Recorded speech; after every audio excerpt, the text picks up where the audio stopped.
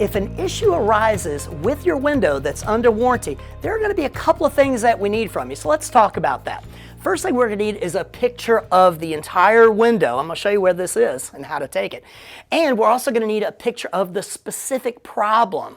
We're also going to need a picture of the identifying sticker so we know what to look at and what to order. So come on over. Let's say that you see fog between the panels of your double or triple pane window. We're going to need that picture of the whole window.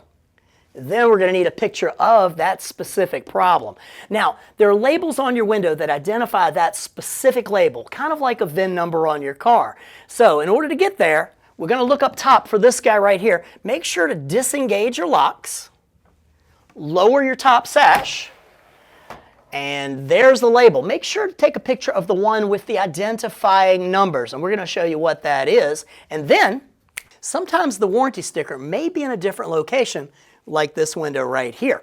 So what we want to do is disengage your locks, raise your bottom sash, push in your tilt mechanisms, and gently lay that bottom sash down just like that. Now we're going to lower the top sash. Grab that lift rail, lower it just a little bit, push in those tilt mechanisms, and there's your label.